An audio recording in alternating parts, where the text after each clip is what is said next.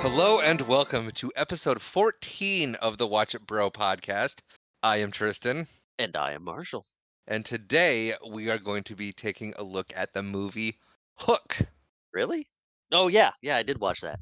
It was your pick, I hope so. Yes, I got it. And yeah, this is a movie that I watched. I'd seen a handful of times as a kid. I might cut that part out because that was stupid. We watched this we watched this quite a bit growing up, or at least the times we watched it, some of the lines stuck with us. Okay. I don't remember watching it very many times Okay. growing up. Our pre-show banter is getting pretty short these days. It A could go pre long if you want. Well, no, it just we're routine and just kind of hello and welcome to episode 14. You want to start over? I don't know. Our pre-show chatter is getting pretty. You could do it again, and I could pretend that I actually watched the movie instead of pretended I didn't watch the movie. No, that was pretty funny. Okay. So should we let's just get into it. Let's get into the specs of the What movies. before you watched it? How about what did you remember from a kid? Did you remember watching it much? I don't Because remember I watching it remember much. us watching it and really liking Rufio Okay. and quoting some of his lines quite a bit, at least for a time. Do you remember both of us doing that or you specifically doing that? I remember both of us doing it because we had the little McDonald's toys figures too. I'm guessing there's this age where I remember a lot of stuff and you don't remember it because you were just a little too young, being 4 years younger than me. Possibly. And in my head, we did a bunch of stuff together, and I did stuff, and you were there. That sounds more accurate. I have very little memories of Hook. Okay, because I guess I remember Waterworld fit in that same category where I remember you being there, hanging out with me and doing stuff, and I'm like, "Oh, you gotta remember this." I'm like, "No idea." I remember seeing Hook, like I said, a couple times. Yeah, I don't remember much more of that. There's no big impact on my childhood from it, okay. or big impact in my memory box from it. Well, I'm glad I reintroduced you to Yeah. it. It's the bad part Alright. about videos, you can see my facial expressions. Yeah. So, should Alright. we get into the specs now? Yeah, let's get into the specs. Tell us what Alright. we're looking at. Oh, that's right, you didn't write them down. I never do. And I always do. You do it so well. Thank you. So, like I said before, we are talking about Hook. It was directed by the great Steven Spielberg. Yes. That's I was waiting for your confirmation there. Oh, yes, it was It's directed by the great Steven Spielberg. Thank you. You're welcome. Screenplay by Jim V. Hart, who also wrote or did screenplays or wrote for Dracula, Bram Stoker's Dracula, Oh, 92, okay. Muppet Treasure Island, That was a great movie. and Tuck Everlasting. Also, That's the name of that movie? yeah. Huh. Also, Malia Scotch Marmo helped with the screenplay on this movie. The story was by Jim V. Hart and Nick Castle, who also wrote on Escape from New York and directed Last Starfighter, Dennis the Menace, and Major Payne. Okay. It was released December 11th, 1991. So I was 5. Yeah, this is probably one of those movies that I remember and you were just there. Yes. It stars all-star cast on this one. Robin Williams, Dustin Hoffman, Julia Roberts, Bob Hoskins, Maggie Smith, and returning on this podcast, Charlie Korsmo. He was in What About Bob? Oh, okay. Well, he's not here. I'm just saying, this is the second movie he's part of. No, I know. I don't know who that is off the top of my head. Who did Charlie Cosmo play? Korsmo. Who did Charlie Cosmo play? He's Jack Oh, in yes. this. Jeez. You're the one that mentioned it last episode. I did. The kid from What About Bob is Jack in this movie. Yes. Why did I pick up his name? That's weird. I don't know. So those are the specs for Hook. At I this guess point, I it's think. What? huh? No, you go. You're still talking. Sorry. I don't. I don't have anything else. Oh, okay. Do you want to go ahead and? At this point, this is where I do my part, and we Why get does this into feel so wrong? I don't know. It's not flowing. Usually we have this great flow about things, and this one's just like, whoa, what do we do now? This is only our 14th episode. How do we have no idea? I don't know. But This is all good stuff. this is my part. Now we get into the movie. So this is Hook. We start with the TriStar Picture logo. The Pegasus comes running in and does its thing, and We're I gonna start it like that, huh? can, I can see you're exasperated already. No, no, I had to throw that in there just because. But to ease your mind, I will let you know I've got 16 pages of notes. Did you freeze or are you shocked? I am shocked. I have 1, 2, 3, 4, 5, 6, 7, 8, 9. Okay, I am no longer shocked. Go ahead. I was gonna say you should not be shocked because for Overboard I had 47 pages of notes. 47? Yeah, I told you we talked about this. I was doing it wrong. Something changed, and now I'm back to form. Let's go. Let's do it. Let's hit it. TriStar Picture logo fades away. Hook pops up on the screen. Just HOOK. You got that? I did get that. So we start in a auditorium. We get parents, kids, all watching a play of Peter Pan. The girl in the play is Robin Williams' kid in the movie. She goes by Maggie, and she's playing Wendy. And this is the scene where Wendy gives Peter Pan the quote unquote kiss, which is the thimble. So she hands him the thimble. She's like, "No, I want a kiss," and he just hands it back. Which she's expecting an actual kiss, which sure. But we get treated to a song of the kids singing "We Don't Want to Grow Up." Lost Boys kind of come on the stage and start singing with Peter Pan, and we pan to the audience where there's a phone ringing, and you see Robin Williams. From now on, I will call him Peter or Mr. Banning because his name is Peter Banning. Yes, it Look, is. you look confused. You're like, huh? I thought it was panning. Nope, it's Banning with a B. Okay, They didn't want to pander too much. they could have. they, they They really did. could have. They did plenty of other pandering in this movie. That I don't. I really hope the last name of the star character wasn't their line in the sand. No. But he gets a call from a guy at work named Brad. He says he can't talk right now. He's at his daughter's play. There's some conversation about the deal that's going on, and it's possible it's impossible. He's leaving for London the next day, and he just says after a little bit of arguing, says, "Fine, I'll be there tomorrow morning. It's got to be an early AM meeting. I've got my son's big game tomorrow. I can't miss that. So it'll be a quick morning meeting, in and out." So he hangs up the phone. The play continues on. Jack seems worried that he'll miss the game because of the meeting, and he's like, "It's okay. My word's my bond. I'll be there." So that seems to comfort Jack a bit because he turns back and they all watch the play. But we cut to the game. Before we even get to the game, Yes, the boy has his baseball glove and a baseball with him for the play. he has that glove and ball through the entire movie. It is his prop. I guess. Now, I loved baseball growing up, but I don't recall. Do we ever see him without the baseball glove on his hand? Yes, yes, we do. Okay.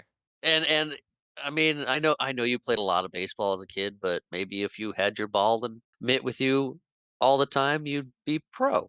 I don't know. I doubt it. He's just that dedicated. I guess. He lives That's and his name. breathes ball. It's I don't know. It's something they gave the character. It's like he's what 8, I was going to say 10. maybe 10, maybe she's 8. Yeah, that's what I was thinking, 8 and 10. But yeah, that he does have his ball and his mitt with him at the play, and as I said, he has that almost the entire movie with him. Yeah. Now let's go to the game. So we cut to the game, and Peter isn't there. We see the crowd, the mom sitting there with Maggie, the daughter. Jack's out in the field, and the mother's name is Moira. So it's Moira, Maggie, Peter, and Jack. So yeah, his daughter Maggie is optimistic that he'll show up. Like, hey, he said he'd be here. He'll be here. His dad's good, right?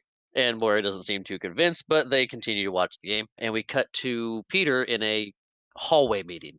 Um, They're not Right. at a He's table. They're marching. He's got a lot on his plate, a lot to do, and it looks like he's trying to hustle to get out of there, but he's just one thing after another, and he very grabs important. yeah, very important meeting, very important deal, and he grabs a copy editor, or I don't know what he is, just an assistant in the building named Jim, and says, "Hey, I'm not gonna make it in time for the whole thing. Go to the game and record what you can," and just kinda shoves him out of the way. And then he kind of turns a corner, another assistant pops up and starts reading him the speech that he's gonna give at Granny Wendy's big ceremony. He mentioned this earlier at the play on the phone, I just didn't touch on it, but they are flying out to London to honor Granny Wendy for all her charitable work with orphans, and the local hospital is dedicating a wing to her. So she's being honored, and so his assistant here is giving him, or is reading the speech that he's supposed to give, because he didn't write it. It's been handed to him. Of course. Back to the game, the daughter is like, "You know what? Where is daddy? It's been a while." We get a pop fly to Jack. He's about to catch it, and Peter cuts to Peter catching his mobile phone, where he kind of flips it and sticks it in his belt. And then it's like they all came to see him off on the elevator, but he does a quick draw phone answering thing with Brad. Someone's like, ring, ring, ring, and they both draw their phones, open them, and pull the antenna as fast as they can, and Peter wins. And It's that's a it's weird flex. it is a aggressively corporate movie thing. Yeah. But they all see him off. They see him on the elevator, tell him to be safe. They know he doesn't like flying. It's like, you know what? It's not your time yet. Just be safe. Be relaxed. You got this. And as the elevator closes, like, what if it's the pilot's time? And they all kind of as he goes away. We get back to the game, and Jim shows up. He's like, "Hi, I'm from the office," and he pulls out the camera. Just here to film this. Yeah. And Hmm? Oh, yeah, he's there, and Jack's at bat, and is literally like the last out of the game. Oh, yeah. It's the very end of the game. He just got there, and it's I mean, it's showing that Peter's busy, but he's an absent father, and even his quote unquote attempts are not great. Yeah, It's like, you know what, I can't be there. Let's record the game, or you know what, let's record the last pitch. that's right. He gets there for the last pitch. Yeah. So Jack's at bat.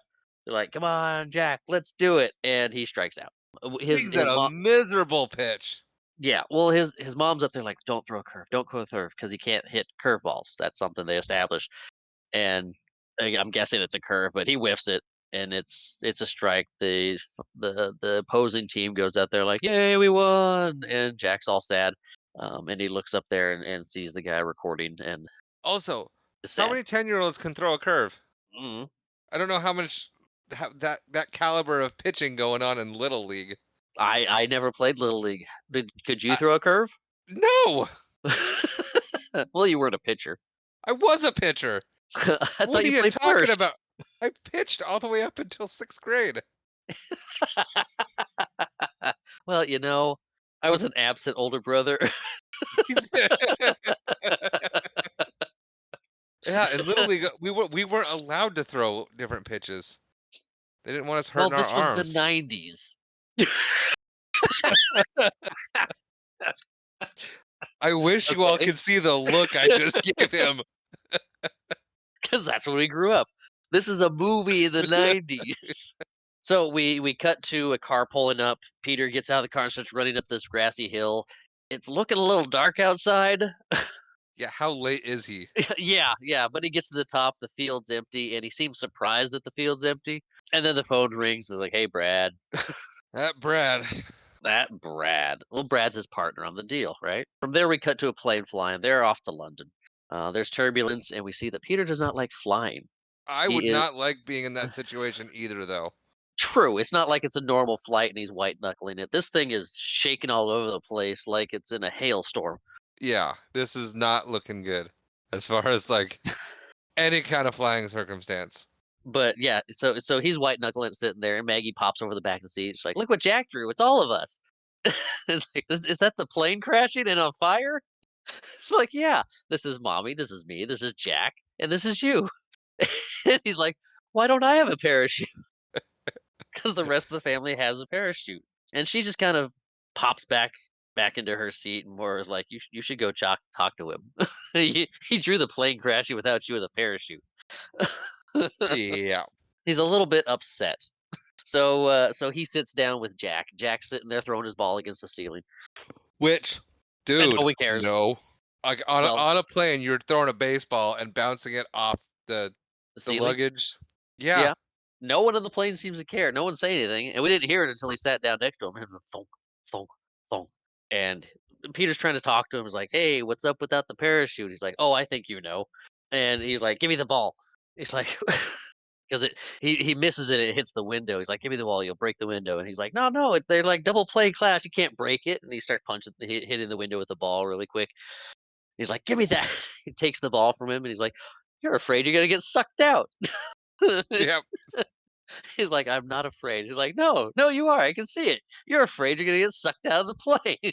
Being mocked by a 10-year-old. Yeah, and he doesn't actually get he's like, "Look, I sorry I missed the game. It's the big deal. I promise I'll be to at least 6 games this next season. My word is my bond." And Jack's got his ball again. He's like, "Yeah, junk bonds." And he throws the ball again at the ceiling, and the oxygen mask thing pops open. They fall down, and Jack starts and Peter kind of freaks out.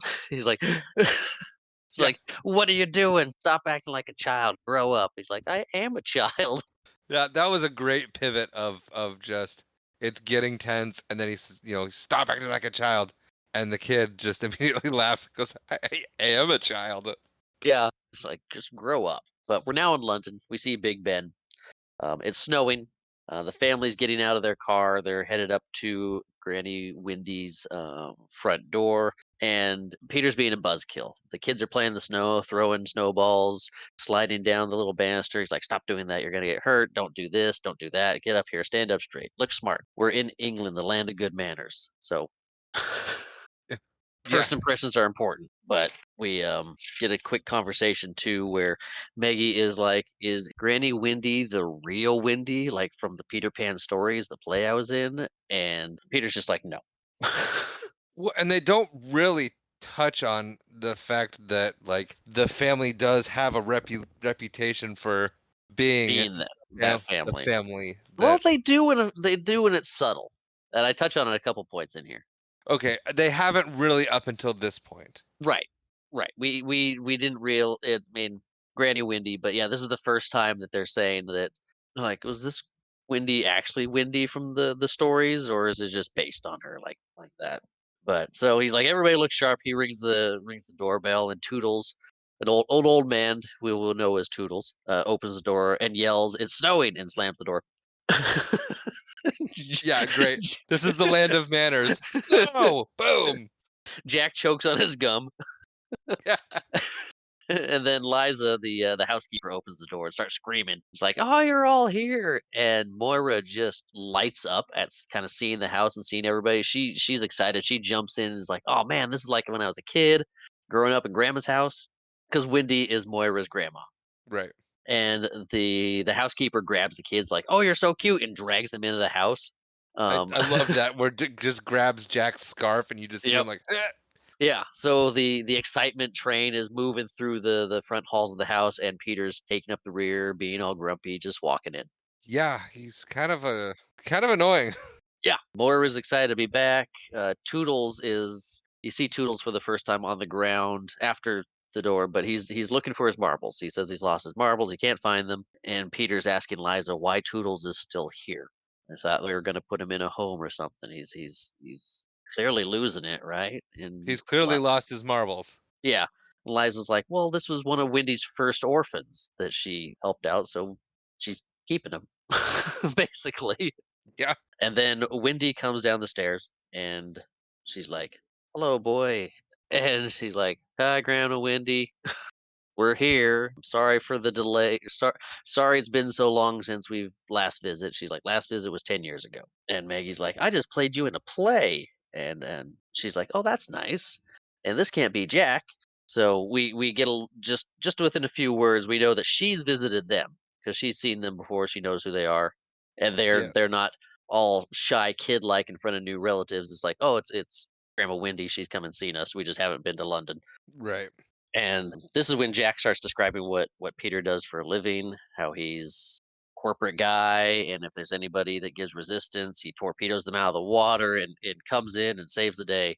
And she's like, Peter, you've become a pirate. Yes, a little. I don't know what you'd call that. Not foreshadowing, just kind of Maybe foreshadowing. yeah, maybe. But Peter heads upstairs to see the kids' room. He kind of looks around and sees the Peter Pan art on the walls. You get it's a cool effect because you hear the sounds of the ocean and gunfire and pirate chatter and just other ambiance noises basically. And he kind of shakes his head and closes the window. Like his subconscious is kind of like in the back of his mind. It exists Filling in there, but he pieces. doesn't remember it. Right, right. And then he gets another call from Brad. He's back in the bedroom with Moira. The kids come in while he's on the phone. They're playing, and he's getting louder on the phone because there's something wrong with the deal. There's an issue with owls that have the area they're taking for their mating habits. And like who knew owls had a 50-mile mating radius? Um I didn't. Yeah, but he's getting a little more upset and more heated because things aren't going right, and he's like, "Well, somebody just shoot me in the head." And Jack goes, "Bang, bang." And then he just loses it. He yells at them, "Would you please shut up? This is the deal of my life. This is the important phone call. Get them out of here." And he's angry, he's frustrated, and Moira kind of ushers the kids out in the hallway where she passes them off to Wendy, who takes them to back to the kids' room. But Moira comes in and they start talking about the deal. She's like, "I'm sorry, your deal's not going well." He's like, "Oh, don't give me that. You hated the deal." She's like, "Yes, I did hate the deal, Yeah, and I hate yeah. your job." And it's an argument, but it's not loud. It she it's not so much an argument. It's she gives him a reality check. Yeah, she's like, the kids are gonna be kids only so long. They're only gonna want to hang out with you so long, and you're missing it. You're letting your work dictate your life and not your family." And he grabs the phone. He's like, "I need to fix this." And she's like, "You need to fix your family first." And then Peter takes the call as the phone's ringing again. To which Moira grabs the phone and chucks it out the window. Yes, she does. he he laughs a bit in shock and disbelief, like, and she's like, they're not gonna be young forever. Don't miss this." And we cut to outside where on the doghouse you'll see this is Nana number 9, I didn't catch the number, but but I did catch that it's a Nana number sheepdog 9. Yep. named Nana, like the cartoon. Yeah, well, and in the books and the actual story. But yeah, Nana number 9 grabs the phone and buries it. Wendy is now we're up in the room. Wendy's in this little tent with Maggie while Jack's sitting up in the window. And Wendy's talking about how fairies existed when light happened and burst into a million pieces, and that's how it created the fairies, and that she is the Wendy from the stories that they used to sit up in the window where Jack's sitting right now, telling stories of Neverland and Captain Hook and all their adventures, and that their neighbor, Sir James Barry, liked the stories so much that he wrote them down in a book near 80 years ago. And James Barry, or J.M. Barry, is the author of the Peter Pan books. So she's saying that he lived next door and wrote down the stories they were telling in So how old is Wendy supposed to be? 90 something. Okay. Because if yeah, 98-ish. I think Maggie Smith was like 57 at the time, Yeah, 55, 55. I think is what I mathed it out to be. But so yeah, okay, so because Wendy was a teenager during this time. I think in the book she was more like 12, 13, well, Uh, 11 or 12. She was oh, okay, younger. I don't know exactly. Yeah. So she'd be early 90s. Yeah, early 90s or late 90s, but something it could be either depending on how you do it. Yeah, okay. But Peter shows up and breaks up story time. It's time for Wendy's event, and Maggie's like, "Look, Daddy, I made you a hug, which is a parachute." And it was a weird way to say it, but I'm guessing in her mind, like, well, a kiss can be a thimble, so a hug can be a parachute. Now, when you fly, you don't have to be afraid. Yeah. Yeah. He's like, "Oh, that's sweet." And then he yells at Jack to get away from the window, that people die by falling out of windows, and we don't like open windows. Like, how many times do I have to tell you not to play near open windows? Yeah, he's just kind of like, He does not like heights. and he doesn't like anybody to like heights. Right. He's a little bit much at this Yeah.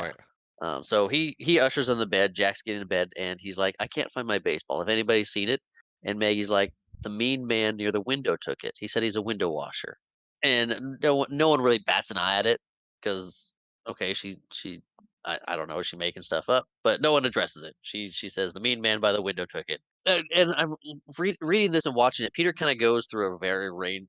His emotions go up and down a lot and really fast. It's like, get away Yes. from the window, get to bed. You're the man of the house now. I'm leaving. Here's my pocket watch. Yeah, he's kind of all over the place. Kind of all over the place. I don't know if he's just if what Morris had kind of sunk in a little bit. Like, okay, I need to be more present. Here's my pocket watch. You'll appreciate this. Now I gotta go. Uh, but we cut to the event. Peter's up there giving a speech. He tells a joke that about how laboratories are starting to use lawyers instead of rats because lawyers are less picky about what they'll do. Yeah, the trope of lawyer jokes from the 90s. Yeah, I didn't write down the whole joke because it's funny. You should go watch the movie if you haven't. You should. It's a good joke. But it kind of he continues his speech, and I don't think it's the one that the lady was telling him what the speech was. It looks like he deviates from it. Yeah, it does. The It way he presents seems to seem like he's going off script. Yeah, yeah, because he's like the emotions are hitting him. He talks about how Wendy saved him, brought him in as an orphan, taught him to read, helped set up his adoption to the Bannings in America, where he he moved to, and then he was like, and I know a lot of us are very different and don't have a lot in common. And if I could ask you to stand, and people start standing for Wendy, and the common ground is Wendy's helped them all, and they're all orphans. So everybody applauds, gives Wendy the standing ovation she deserves for helping everybody, and Yes. we cut over to Nana barking. Actually, I'm going to stop you there because that part where everyone stands up and Yeah. he's talking about not having a lot in common and people just keep start standing up who were orphans that Wendy had saved. Mhm. I wanted to talk about something because I saw on it reminded me of there was a BBC thing over in England where a man named Nicholas Winton saved children during World War II during the Holocaust. He saved Jewish children, getting them, harboring them, and then getting them to the United States with records of their families and whatnot, and sending them to safety. And they were honoring him on TV, and he didn't know it, but everyone in the audience next to him was a child that he had saved, Yeah. and that was a wonderful thing. And I couldn't let the relationship that I noticed between those two events, the event in the movie and the actual event of Nicholas Winton, to go without being mentioned because that is a tremendous thing that that man did. And so I wanted to make sure that everyone listening, at least to this podcast, knew about that man and the wonderful thing he did. That's good. I'd seen that before, and that was It made me think of it immediately, and so no, I I wanted can to I make can see that. I wanted to make sure that it was touched on and it was brought to the attention of everyone listening. So Okay. now to Nana. Yes. Nana's barking, which in turns gets Toodles barking, who's asleep, and he wakes up and saying hook. And he looks at this little ship in the bottle, and we go do a back and forth between the house and the event that Wendy, Peter, and Moira are at, where the windows start opening about the same time. Something's going on. Wendy gets a little lightheaded and kind of stumbles over the table, like she's sensing something. But we get the big window opening in the kids' room. The bank blankets kind of just fly off their bed. They scream, and we are getting back to the house now. It just kind of cuts at that point. Yeah, Uh, and then there's the big wind and everything going on at the banquet as well. yeah, yeah, the banquet. That's why I said at the banquet, the window opens. Wendy kind of stumbles over the table.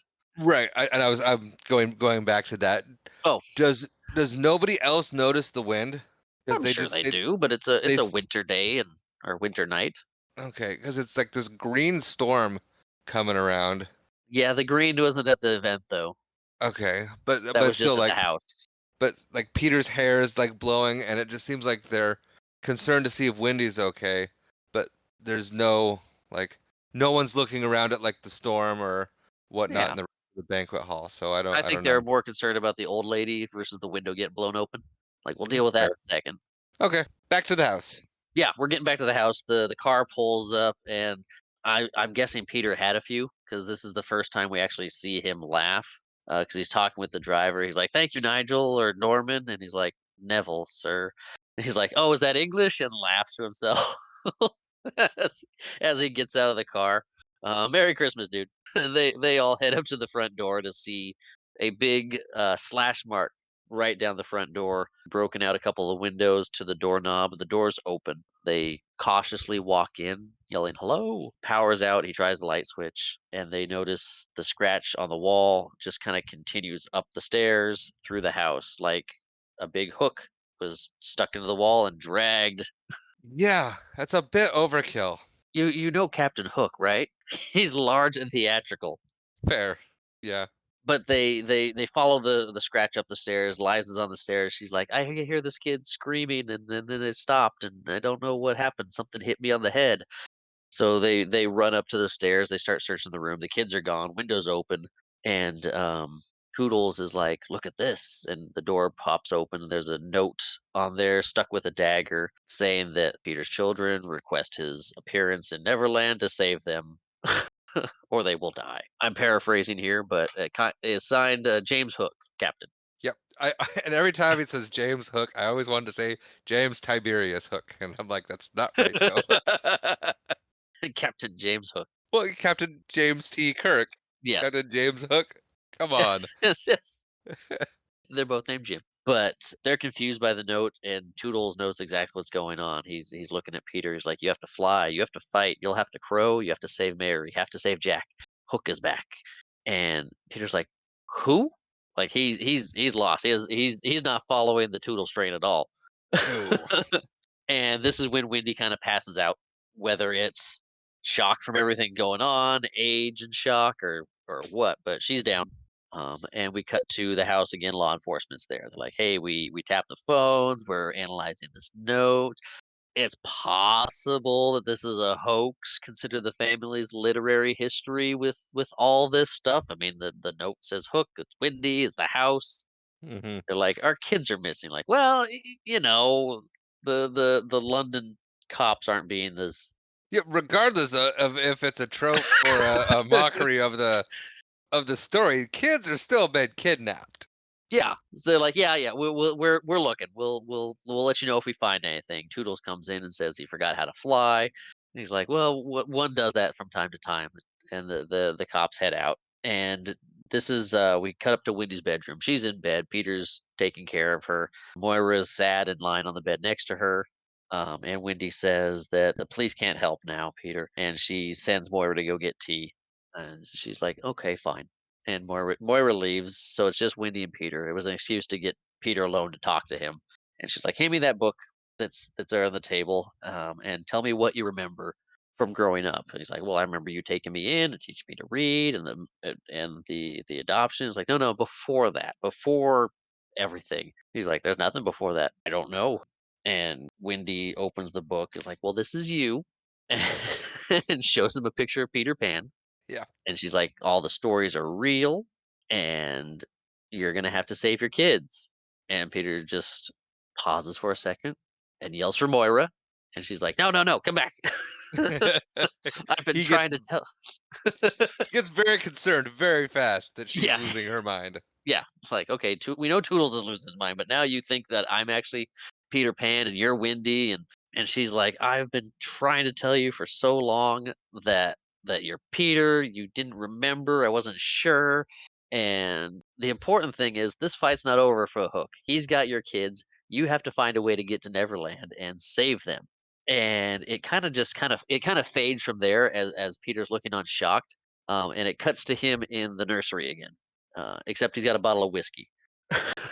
Gonna say he's drinking He's pretty drinking, good. and the window's open. He kinda goes out to the window, not too close, but he's looking at it, and he sees a little speck in the distance, and then it comes at him really fast, and we get the introduction to Tinkerbell as she flies in. and starts buzzing around his head. And he's like, "It's the firefly from heck." And he starts swatting at her, and she grabs little thing, the rolled up paper that he's swatting her with, and she starts swatting him with it and knocks him down, and he's laid out in this little bassinet rocky thing, and she's like, "Oh, it is you," and she lands on him and starts walking up his stomach, and he's like, "Do I know you? How what?" She's like, "Only you, only someone that's flown on the wind smells like you do. You're a little older and bigger, but you've always been bigger, but it's definitely you." And she tells him that Hook has his kids and that they need to do something to save them. And he's like, no, what? And he's, with everything going on, he's still, I mean, rightly so, very skeptical about what's going on. There's a lot of evidence pointing one direction that he's not leaning into, which is fair. But yeah, she kind of pulls him up and dusts him off a bit, like, "Come on, we gotta go." Starts dragging him to the window. Some fairy dust goes off. He sneezes, and she flies into the dollhouse. And yeah, he kind of gets down there and is like, "Hey, little bug, you in there?" And she's like, "I'm not a bug. I'm a fairy." Yeah. Very, very upset at being called a bug. Yeah. He opens up the dollhouse, and he's like, I don't believe in fairies." She's like, "Every time somebody says I don't believe in fairies, a fairy dies." And so he screams it, "I don't believe in fairies." And she kind of grabs her throat and coughs, and tumbles down the little stairs in the dollhouse and passes out on the ground, or quote unquote passes out. She's playing it up, Yeah. and he's like, oh, I killed it." And she's like, "You gotta clap your hands, Peter. You gotta clap your hands to save me. That's how you save fairies." And it's a callback to the play where the audience would have to clap to save Tinkerbell from dying in the play. Right. So he's clapping, and she gets up and starts flying around. He's like, "Okay, now that that's over, I saved your life. You can get out of here." She's like, "I don't think so." And she grabs the rug he's standing on, tucks it out from under him, and he falls, kind of knocking himself out almost. And Tinkerbell scoops him up in the hug parachute that Maggie made for him, and kidnaps him out the window. Yeah. Let's touch for a second on how strong fairies are. Very. Yeah. Well, I mean, she's got fairy dust too. She kind of covered him in fairy dust, makes him a little bit lighter, and then drags him away. Sure. She still was able to pull the rug out from under him fast enough to where he did a full backflip and landed on his face. Yes, yes, fairies are very strong, like Ant-Man. I get it. Yeah. Good comparison. So as they're flying out the window, though, Toodles comes to the window and just kind of watches them fly away. He's like, "Hey, hey, there they go." And you see them pass over the bridge, and some fairy dust lands on this couple kissing on the bridge, and they kind of float into the air a little bit. That was the next thing I was gonna bring up. I didn't see it. Rachel did. And she's like, "Did you notice the couple kissing on the bridge as they flew overhead and get the fairy dust and they float up a little?" Yeah, it's because they have happy thoughts. So it kind of fades away and comes back to Peter. He's like, "Ugh, what a nightmare, Moira." And we hear outside sounds and piratey sounds, and he's got the parachute on. He kind of rips it open as he looks around. He's like, "Oh, this is." He's confused. He's in Pirate Town now. Yeah. Why did she drop him off in Pirate Town? Oh, She never had mind. she had to fly him there, and it's we'll get there. Yeah. Yeah, no, I realized it just as I asked it. Continue. So we get Pirate Town, which is looks similar to the atoll from Waterworld a little bit, just less metal and more wood. Kind of got the little Yeah. lagoon in the middle, docks and stuff around it. The pirate ship's there. We see the crocodile clock in the center of this little town square ish thing, and Peter starts to wander. He's kind of asking people around for help. He doesn't know what's going on, and then a group of pirates stumble upon him and say they want his shiny shoes. So they drag him into a shop or something, and they start trying to get his shoes off of him. And Tinkerbell comes in and saves him, knocking the pirates around, throwing him out the window. And she says, "Okay, we need to disguise you up if you're gonna hang out around here." She puts a poncho on him, a pirate hat on him, gives him a crutch, and says, "You need to do exactly what I say. As we do this, let's keep walking and drop your shoulder like it's dead and lifeless at your left arm, like it's dead and lifeless at your side. Squint your face, growl," and he goes "Arr!" as they walking by somebody, and the guy and the guy's like, "How are you?" He's like, "Not bad. All right." Have a little Little polite conversation. yeah. Yeah, but he's shambling away, and he gets to a point where there's a big grinding wheel, like the blacksmith, and they're sharpening up Hook's hook, and the hook gets shined up and handed to Smee, who has it on a little pillow, and then Smee starts hopping along to the music that's being played in time to the beat, which is fun. It is. It's a very fun scene. Smee's all happy. We cut to I think it's like the back of a ship or another building, and a bunch of ladies like, "Look at Smee's coming, ladies." They all kind of gussy up just a little bit. Smee must be a very good accountant. But they're all happy to see Smee come walking by, and Smee heads up to Hook's ship, gets on board, and in a tribute to Robin Williams, has his microphone, says, "Good morning, Neverland," like the Good Morning Vietnam. Yes, they did. It was a very good nod. Yep. And then he just starts building up Hook, like he's the captain, the best, and he's getting his entrance ready. He's like, "Come on, everybody, let's give him a big hand because he's only got one." Captain James Hook, and he does this little shimmy as he gestures James up to the. Tiberius Hook. That's what I was expecting there. But the pirates all cheer and start chanting, "Hook, Hook, where's the hook?" And then Hook comes out waving, and Smee's like, "They love you, sir." He's like, "Oh, how I despise them." Which Dustin Hoffman right here, just phenomenal. Yeah, and Smee's like, "Well, go get him, sir." And Hook smiles, turns around. Pirates are still chanting. He's like, "Thank you, thank you, thank you." Well, my stupid, sorry, parasitic sacks of entrails. And the pirates all cheer. You wrote that down. I did. I wanted to get it because I liked it, Yes. And and it's family friendly. yes, it is. Also, Bob Hoskins as Smee, phenomenal. He fantastically cast in this. All the casting is fantastic in it, but he, for being one of the side characters, because it's Pan and Hook, he steals the show on this because it's you're like, oh, it's me, yay, it's me. Yeah, but also as far as Bob Hoskins' famous roles, I would never would have. I never would have guessed this was him in a million years. Yeah, the same guy from Roger Rabbit or Super Mario Brothers.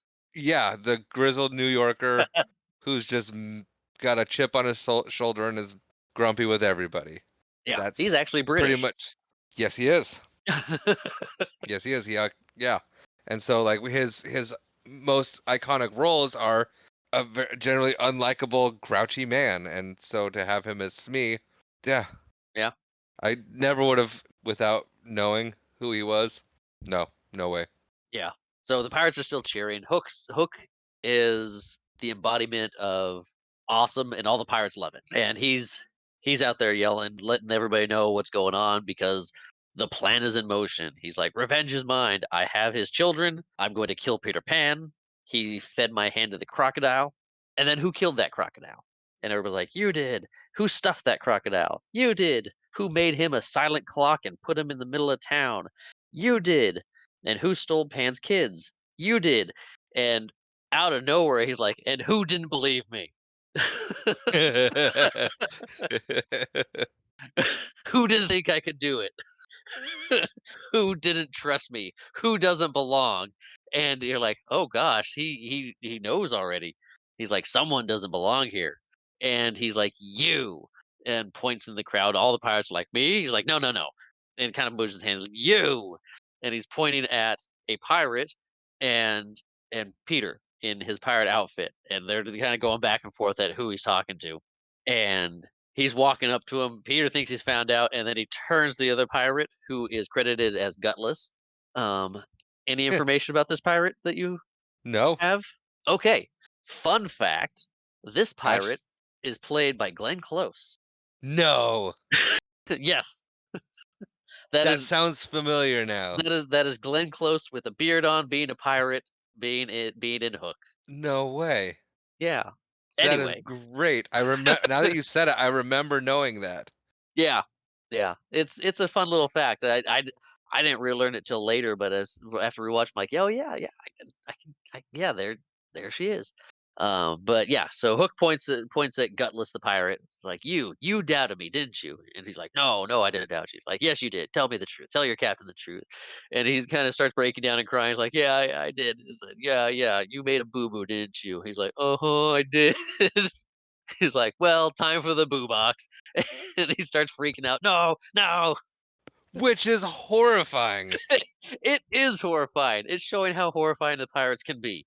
They drag this pirate into a big box, drop him in the box, lock the box, open up a little flap at the top, start dropping scorpions in. Horrifying. Yes, yes, it is horrifying. But Yeah, not cool at all. that's pirate punishment. It's okay. They're the big scorpions. They don't have as much poison as little ones.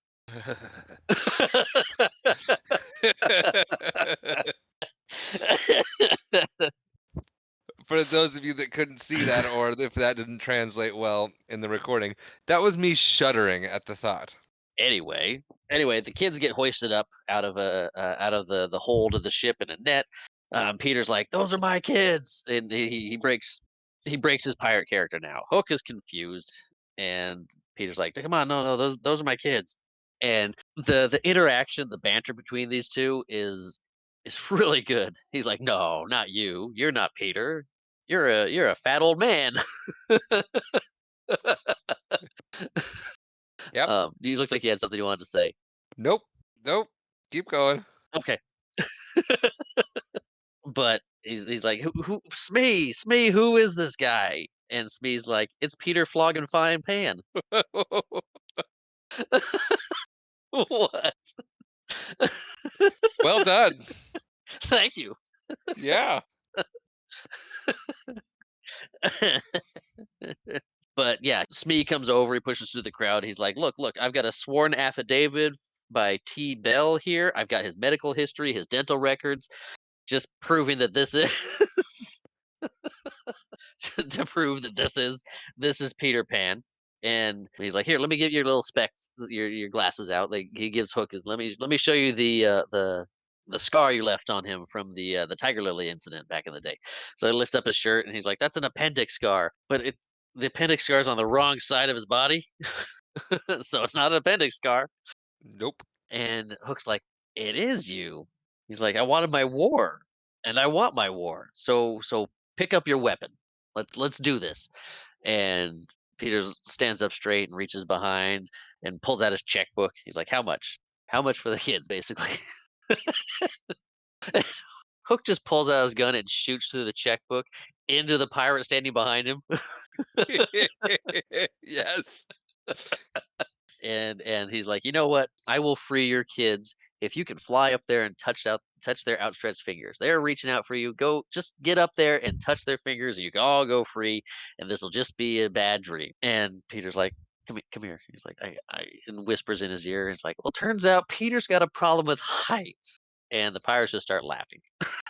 Yeah. This is a big mock circle, and Peter's at the center of it. But he's like, "Go save them."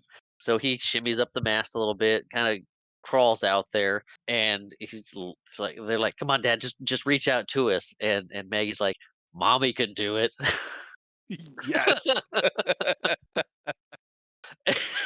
Way to kick him while he's down. He's like, "Okay, okay, I'm trying." He's trying. He's trying, and he kind of freezes. He's hugging this post, and Hook's looking up there like, "Smee, why doesn't he just fly out there and do it?" And Smee's like, "He can't. His mind's been gentrificated. Okay. it's it's been changed. He can't remember anymore. It's him. He just doesn't know anything about it." And now we get sad pirates. Yes. Hook is sad. He's canceled the war. This has been a big disappointment. Smee, kill them all. Let's just be done with this. So they hook Peter's leg with one of the ropes on the mast. They drag him down, tie him up, and Tink comes in to save the day. She's like, "What do you mean? This? Give me a week. I'll whip him into shape. Then you can have your stupid war. Like this isn't going to be the last tale of Captain Hook where he just kind of go, eh." He gets his war right, and he's like, "Okay, but you get 2 days, not a week." And she's like, "4. You need 4 for a decent pan." He's like, 3 and you got yourself a deal. So she's like, fine. And she shakes his hook. And he's like, you better come through because no amount of clapping will bring you back from where I'll send you if you don't. Yeah. And he's like, great, 3 days we'll have our war. And all the pirates start cheering. And they swing their arms out and knock Peter onto the of the plank. And he kind of bounces and rolls into the water and starts drowning. Tink flies down to the edge of the water and like, hey, Peter, are you okay? As he slowly sinks into the water. And then it's fades to mermaids saving Peter. Yes. They're giving him air. They're taking him to this big shell where they set him in the shell. The mermaids seem to remember him. Instantly. Yeah, they're like, "Hey, it's Peter." Yeah. And they needed an excuse to have the mermaids in there. Right. But they dump him in this big shell. It gets hoisted up into the Lost Boys hideout. He kind of gets dumped out and he crawls up onto this ledge where we get to see Neverland. Off to the left, you can see the pirate ship, Pirate Bay, Pirate Town, whatever it's called. You see the mountains, you see the big, tall center beaches, and all the fun stuff out there. It's a really cool picture of Neverland. But he kind of steps back and stumbles and falls into a big pile of snow, slides down past some penguins that scatter, and he's in the Lost Boys' home. And he gets caught in a vine trap pretty quickly, and it hoists him up into the air. When he stops getting pulled up, he grabs on his little clock that's there, and it's Tinkerbell's house. And Tinkerbell's asleep and not very concerned about Peter almost drowning. She's like, "Oh, you're alive." It's like, "I thought you'd be looking for me. What happened to all the we have to save your kids?" Nope, she's just asleep in her little house. Well, take a nap. Well, then that begs the question: how long was he down there? Not too long, because it was early morning when the pirates are getting up, and she decides to wake the Lost Boys up now. So it must be just a little later in the morning. You know, adults get up earlier than kids if they can, and kids just sleep when they get up when they need to, right? Yeah, Same pretty day. much. So she takes off, like pans back, and waking up all the Lost Boys, blowing up one of them's pillows. You see feathers go flying out of his window. It's like, that's Yeah. my pillow. But Peter's falling down because she cuts him loose, getting tangled on all these vines and debris as he lands on the ground. Lost Boys kind of gather around, and a bigger Lost Boy, his name is Thudbutt. Thud butt. Yes. Okay. That's good Anyway, to know. he's like, "Who's the shrub?" Because it's just this pile of tangled branches and leaves. But they all pull their little knives and daggers and start cutting free. They're like, "That's not Pan. That's not Peter. That's a that's an old fat man." Which, in what universe is Robin Williams fat? Well, they put him in a little beefier suit to kind of fill him out a little bit. But then Rufio shows up. He shows up on his cool windsurfing rollerboard thing. That is pretty cool. Yeah, yeah, and it's you can see the Lost Boys setup has evolved from what you would think back in the day of early Pan because Tinkerbell's been collecting more Lost Boys. There's a whole bunch of Lost Boys now, and they've been adding to what they know of the world. There's a basketball hoop. There's skateboards now. There's this weird windsurfing track thing, and they've decked it out to be kids of the '90s almost. Yeah. Yeah. Keeping up with the times. Exactly. So they start mocking him for being an old man and not Pan. He's like, "Come on, I just want to talk to somebody in charge." And they all point to Rufio. He's like, "No, no, no, I want to talk to an adult." And Rufio's like, "All adults are pirates, and we kill pirates." He's like, "Well, I'm not a pirate. I'm a lawyer." And he just yells, "Kill the lawyer!" He's like, "I'm not that kind of lawyer." But we go into a chase scene where they chase him around and kind of haze him in their hideout area. I think they're kind of believing Tink on this, but they don't want to. It feels Right. like because they're not hunting him like they would a pirate. I mean, a pirate was there, they drag him and drop him off the cliff. Well, because he's a lawyer. Right, but he's a lawyer. Yeah, yeah. So, He's not a pirate, um, he's a lawyer. right. Which, that's where we actually find out for the first time what his job is. Yes. So they chase him around. They shoot him with the sticky arrows. We get our obligatory nut shot. Yeah. They chase him with the windboard. Tink's trying to convince the boys that it is Peter's. Like, hey, he just doesn't remember. He grew up. He had kids. Hook's got him. Just listen to me. Let's give him a chance. And I can convince you. But Peter, he tries hiding in the thing of flowers, and they sneeze and give him away, to which he runs again. We got him screaming, "Help me!" as the kids echo, "Help me!" just just continuing to taunt him as he runs around. They chase him with skateboards. We cut to a scene where he's on a skateboard, kind of going down this hill. He gets knocked around. They kind of this is one thing that we used to do a bunch, but I don't know if you remember it, where they're throwing the basketball at him and say play, and it bounces off his face.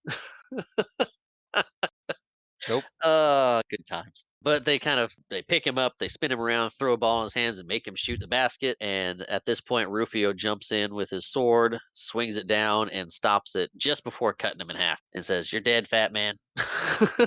Oh no, no, I'm sorry, I wrote this down. He says, "You're dead, jolly man." Jolly man?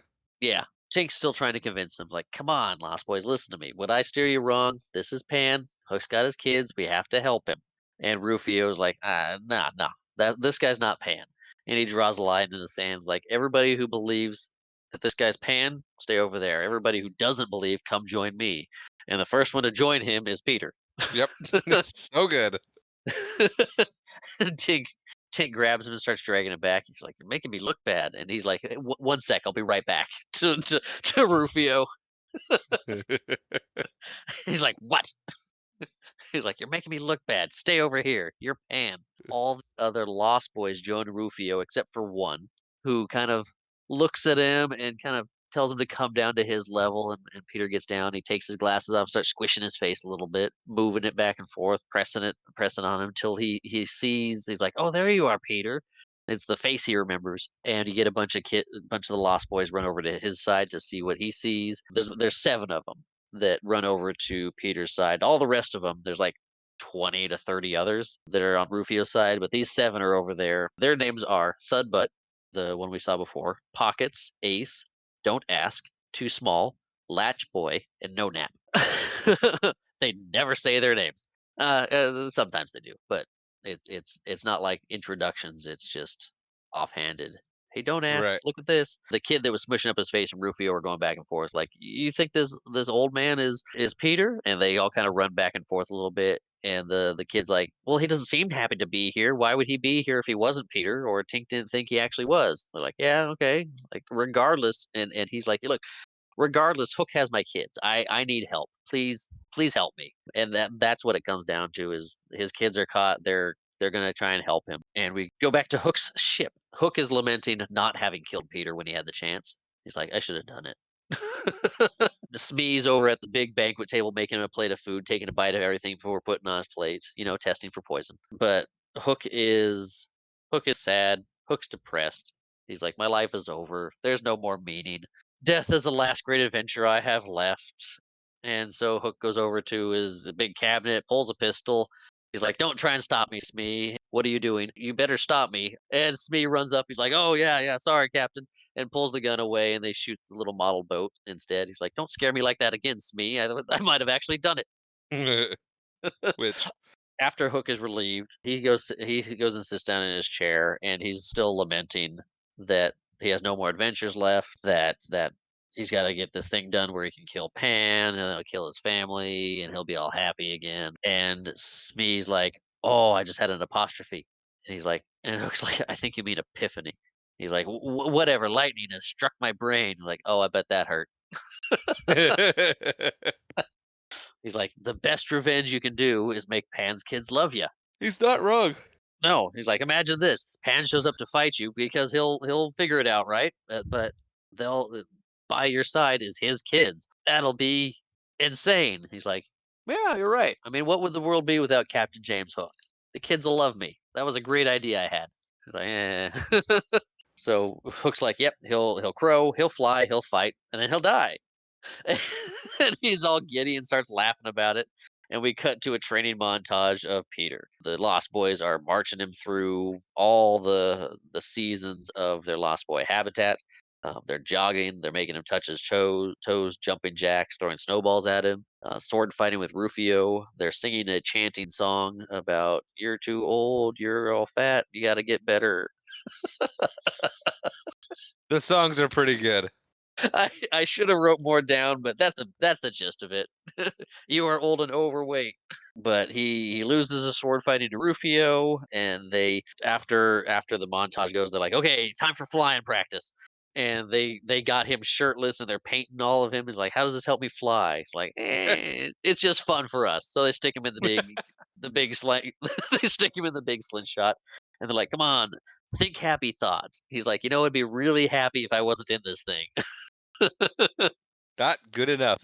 Not good enough. They cut the line, it shoots him out, and he flies and into a big colorful puddle of mud, where we cut to Hook teaching the kids to love him. Maggie is on Team Mommy, and Yep. and she's basically on Team Mommy this whole movie. There's some things right here in this movie that come up. You're like, look, he's saving it, and like, I wish Mommy was here. Like, I get you like your mom, but your dad's here helping and trying. Hook's first lesson is that parents secretly hate their kids and tell them stories to shut them up and put them to bed so they can have fun while the kids are asleep. That their lives used to be better before the kids because they were free and happy. And Maggie's like, "Nuh-uh," and telling him that he's unhappy and needs his own mommy. And Hook's like, "Okay, Smee, fail her." And Smee's like, "Okay," and writes a big F on her paper. And she's like, "You gave me an F?" And is all indignant about the F grade that she earned in Hook's fake class. On the blank piece of paper.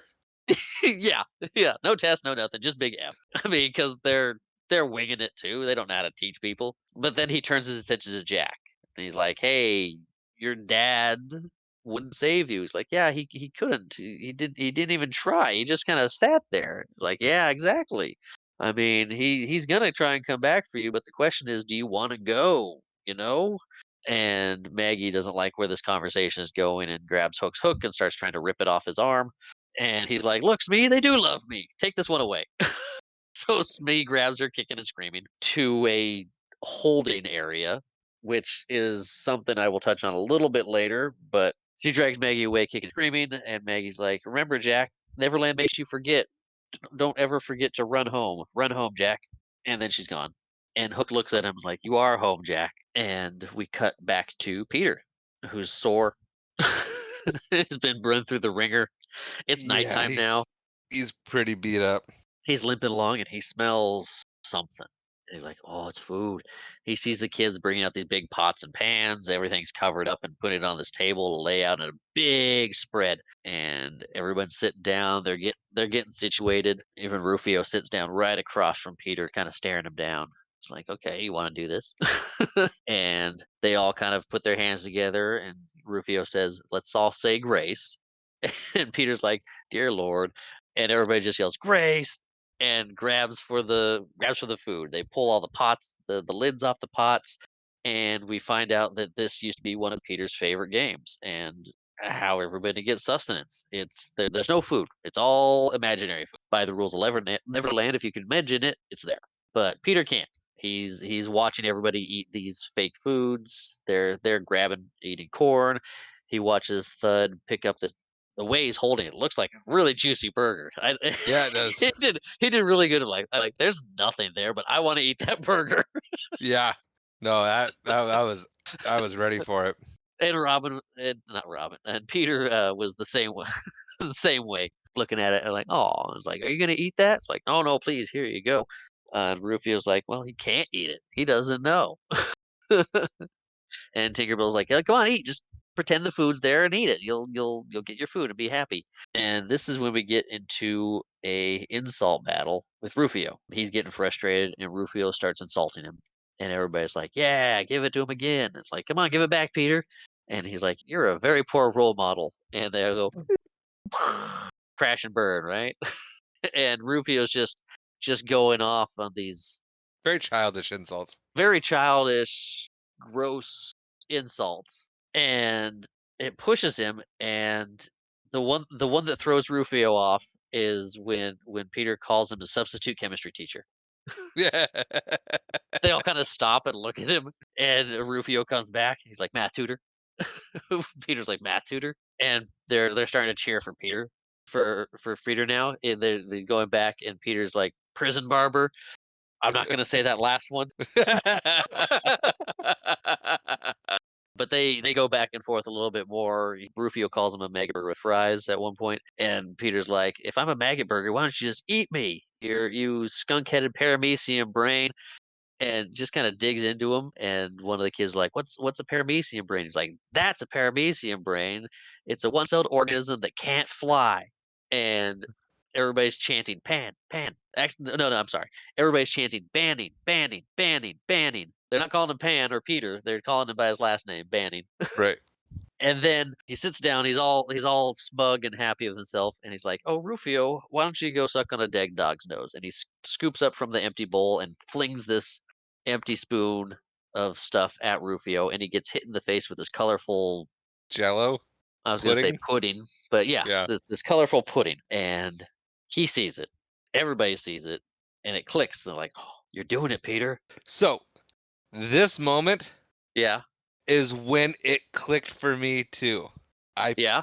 because I have little memories of this scene as a kid, and I didn't remember the emptiness. I remember not understanding what was going on, Okay. and so having never this being the first time I've seen it as an adult, the piece this is when, like, I understood, like, the entirety of the movie, and it clicked while I was Okay. watching it while I was watching it last night taking notes. As soon as it was like he imagined it and him imagining it is what made it real. That is that clicked for the first time in my life Yeah. last night in this movie. That's when the whole thing, hook, entire movie, everything about it clicked for me, and I was like, I get it. Oh, good. At 37 years old. Anyway, I had that moment where I'm like, "Oh." Very cool.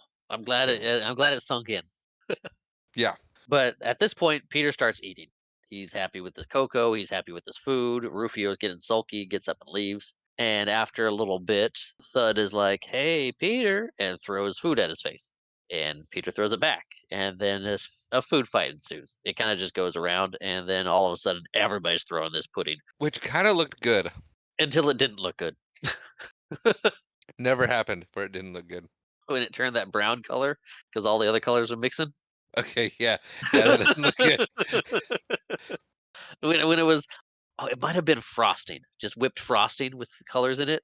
That's what it probably was. Cause I mean, I guess pudding's good too, but yeah, more like frosting. Yeah. Anyway, big food fight ensues. Everybody's throwing out. Peter jumps up on the table and starts throwing food at him, and then everybody throws food at Peter, and everybody's having a good laugh. And then Rufio's like, "Hey, Peter, think fast!" and grabs a coconut and hucks it at him. And someone grabs a sword from the side, tosses it up to Peter, who spins and cuts the coconut in half, and it's like sparks. Lightning hit his brain for a second. It must hurt. Yeah. But everybody's looking up at him like, "Oh, maybe he is Pan." Yeah, everyone has that moment of something's happening here. Yeah, and it fades from there to Peter cleaning up. He's, like, wiping his hair, and he's in fresh clothes now, and he heads up and talks to Thudbutt about Toodles a little bit. Oh, Thud Yes, also, I wanted to, so Rachel and I, we were watching it when all the food appears on the table. There's a yes, giant block of cheese yes, that says Thud Butt on it. yes. All we saw was the butt, and we couldn't figure out what it was saying because we didn't pause it or rewind or anything. But I was like, "Honey, there's butt carved into that cheese," and she's like, "It says more than that." And I'm like, "All I got is butt." So I'm glad that when as soon as you said, and his name is Thud Butt, I was like, "Oh, Yes, that's what the it cheese must be said." his big block of cheese, right? Yep, yep. So now he's talking to Thud Butt. Yeah, yeah, he's talking to Thud. Thud's like, "I remember Toodles," and he's like, "I've got his marbles right here," and Peter's like, "Huh, he really did lose his marbles." Thud's like, "Yeah, he lost them good." They're laughing at him. He ain't even there. Yeah, they're laughing at him, but they're talking a little bit, and Thud's like, "You know what my happy thought is, Peter? My mother. That's my happy thought." And it's a little touching moment. It's like you gotta find what makes you happy here, and that'll get you to fly again. We cut to Maggie singing. Yeah, no, that interrupts all of Neverland. Yeah, Maggie singing. Yeah, Yeah, that interrupts all of Neverland. That has the effect that Wendy had on Neverland when she got there, because she was there to tell stories, sing, help out, and everybody kind of like, "Oh, Wendy." That's why she was. And I mean, being Wendy's great granddaughter. Great granddaughter. Yeah, great granddaughter. She's singing. Jack's kind of listening in. All the other pirates are listening too. What's the song that Wendy used to sing? Yeah, yeah, it's a lullaby that everybody that used to sing and got passed down. But Smee's like, "Come on, Jack, finish telling me about this baseball you're talking about." But Hook's watching Maggie sing too. Everybody's kind of lost in the song. Hook's got a different attachment on his hook right now. It's a cigar holder where he can smoke his cigar with it, except it's got two cigars on it. Yes. Yes, he does. That's in my notes. I'm like, that man is smoking 2 cigars at once, Yes, he is. which I appreciated. But yeah, as Jack gets kind of carted away and she's singing, the pirates are all kind of looking melancholy, like something they've forgotten or something they miss is been triggered in their minds too. Yeah. And we get the Lost Boys going to bed as well. They're all in little bunks, blowing out the light, kids yelling "Good night, Neverland" as the last lights go out. It is nighttime, and we come into the morning with Hook snoring, and then his mustache starts twitching, as kind of in time with the ticking of Jack's pocket watch. That's he's holding while he sleeps on the couch, and Hook starts to panic because we know he doesn't like clocks, Right. and he's looking around for the ticking and he sees it and he raises his hook up. He's just going to end this right here and now. And Smee pops over. It's like, hey, he didn't know the rules. He's brand new. He just got a little clock. That crocodile's dead. Don't worry about that. And Hook's like, yeah, you're right. Let's go to the museum. So he wakes up Jack, grabs Smee, and they all tromp off to the clock museum, the silent clock museum. And he walks in. He's like, look at all these clocks. Every one of them ticks their last talk. No more ticking, and he just listens for a second. There's silence, and he's happy. He even picks up a clock and says, "Here, take this," and shows him this is Captain Barbecue's clock that I smashed the moment I took over his ship. And I don't know if something actually starts ticking or Hook's head just kind of hears it, but Pocket watch. he hears the pocket watch again, and he starts smashing clocks again to make it stop. It's like, "Smee, stop it!" And Jack's watching this little freak out happen. He's like, "Oh my god!" Yeah. And but they get to the point where they're like, "Okay, yeah, let's smash your father's watch." And he puts it on this little another clock. It says, "Here, smash it on top of this one." He's like, "This is for all the missed ball games. This is for not listening to me. This is for not playing with me. This is for not being around." As he's just smashing clock after clock after clock, letting out his frustration. And they talk a little bit again about how Peter couldn't save him, and he's like, "He wouldn't save me. He just he couldn't. He didn't even try." And he's like, "Well, if he does come back again, the question is, do you want to go home or do you want to stay here?" And Hook provides Jack's baseball that went missing. And he's like, "I know your father broke a bunch of promises to you, but have I ever broken a promise to you?" And now Jack's got his baseball back and somebody that's paying attention to him. So he's thinking things and forgetting things. So we cut to a baseball game. Baseball game's getting started. Jack's on a team. The other pirates are on a team. Peter and six Lost Boys show up, or actually Peter with three quote unquote pirates show up, and we realize that three of the three pirates are six Lost Boys, one Lost Boy on top of another Lost Boy, and they're here to play the game where they steal Captain Hook's hook, crow, flaunt it, and then run away. Almost like Ding Dong Ditch, except we've got your hook, haha, and run. Yeah. That's pretty much the gist of it. Which Yeah. solid plan. I don't know what it's gonna do. No, just it's just one more thing that Peter liked to have done in the past that they're trying to help get back to him, right? Yeah. Anyway, Hook takes off his hook and puts a ball glove thing on instead and sets his hook next to him, and they're like, "Perfect. It's right there. It's not even on him. You can go get it, grab it, and we're done." Right? So Peter's like, "Okay, this feels stupid, but okay." Still not back yet.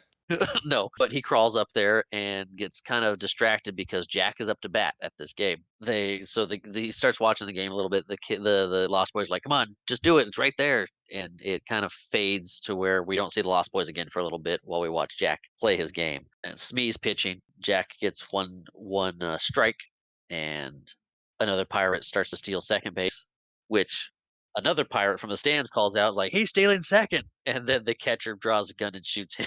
which is great. However, Yeah, Jack is completely unfazed by the fact that a man was just shot and killed on the baseball field. true. He's adapted to Neverland. So Which maybe Hook I is don't. like, "No, no, no, no, no, no. That's allowed. We're playing by Jack's rules." But he's talking to a lady that's sitting next to him. He's like, "That was a brutal game, isn't it?" But so we get to the next swing for Jack. Smee throws it, and Jack just he hits it out of the park. Yes. Or you just Well, waving? I thought you were gonna say something. Oh, oh, wrap it up? no, that's the sign for home run Oh, yes. Yes. in He baseball. yes, he hits it out of the park. He hits a home run. He starts running, and Peter's about to yell, "My Jack!" And Hook yells, "That's my Jack!" And he's like, "What? That's my Jack!" And he's realizing that Jack's liking to be here with Hook because he's getting attention, and Peter doesn't like that. So he gives up his game of grabbing the hook. He gets down, he passes the Lost Boys and takes off his costume as he starts running back to the Lost Boy hideout. And the Lost Boys are frustrated and confused at what just happened because it doesn't seem like it went well, but in reality, it was probably a better thing than trying to just steal the hook. Right.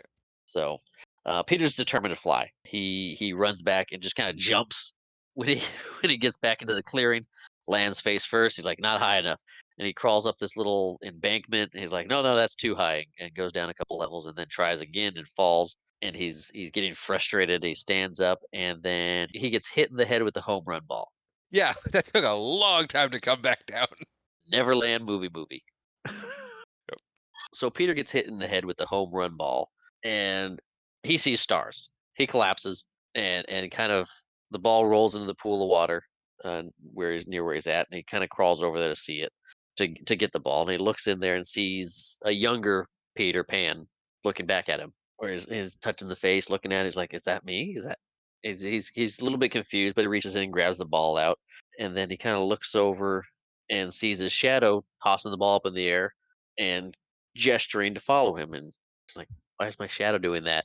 And so he follows his shadow to the old treehouse, from when he was there. He kind of pulls some vines aside. You see this face in this tree, touching some of the names that are carved into it: Toodles, Wendy, John, Michael, Peter, and presses a little knot in it, and it pushes in, and a mouth opens up, and there's a little cave that goes into this old house, treehouse thingy. Hmm. So he crawls in and he sees Tinkerbell inside the house, sitting on a chair or standing on a chair in this long blue dress, and she's like, "This is." And Peter's like, "Hey, you look beautiful for a little fairy. What's the occasion for the dress?" And she's like, "Hey, it's a welcome home party." And he's like, "What happened here? This place looks a mess." He's like, and she's telling him that Hook burnt it when Peter didn't come back because he was frustrated. You know how Hook is, and he starts remembering things about it. He's looking around. He's like, "This is the house Nibs and Toodles built for Wendy, and she used to sit in that chair and tell stories, but it wasn't there. It was over here, and over here is where John slept. Michael was in his little basket bed up here." He's walking through this place, remembering what was there before, and then he finds a teddy bear, which he says Taddy, which might have been its name. Hmm. You'd think. Yeah. And as he finds that, he's like, I remember this. It used to be in my crib with me when I was a baby. And he's remembering way far back now. And he remembers being in the crib, his mom talking about all the lofty goals she had for him, going to Harvard and being a lawyer and all the fancy stuff. And he was afraid to grow up because people who grow up die eventually. So he ran away, which was depicted as the basket, the little stroller just kind of taking off down this hill. Yeah. Yeah. Here I ran um, away. What did you? he was rocking it, just kind of get to that edge where you can go down. Anyway, we don't see it, but the basket has crashed. Little baby Peter's lying in the middle of this courtyard thing, with the rain and the bear, and Tink comes and saves him. She scoops him up and flies away with Tinkerbell, who taught him how to fly and to fight, and she took care of him. So Tinkerbell always kidnapping Peter. Yep. But when he was older, he decided he wanted to go check on his mom and see how she was doing in the family. And he flies back to his window, and they have a new baby. They've moved on. They stopped looking for him. He got sad, so he went looking for other windows to look in and hang out in. And he comes across Wendy's window in this flashback. Well, he was looking for his shadow. I got another fun fact about this part. It's Is it actually who plays Wendy? yes, it is. Okay. Okay. Yes. So yeah, he's in there looking for his shadow. He tries to he figured he'd just grab his shadow and stick it back onto him because it escaped and it gets away from him. He falls and starts crying a little bit and wakes up Wendy, who is played by do you want to say it? I was. Go ahead. No, played by Gwyneth Paltrow. Yes. Which who knew? I mean, somebody did, but Rachel like, told me at the beginning of the movie, she's like, "Young Wendy's Gwyneth Paltrow." I'm like, "Thanks." I would have deduced that when I got there, but okay. Yeah, uh, Rachel loved this movie. but it's the shadow incident, and she's like, "What's wrong? Why are you crying?" She's like, "I can't get my shadow." It kind of goes through a couple of iterations of Peter leaving and coming back, and you see a slightly older Wendy, and then you see Maggie Smith Wendy, and you watch her grow up. And Wendy's like, "I'm all grown up now, Peter. I can't go on adventures anymore. I've got kids now. They have kids. That's my granddaughter over there.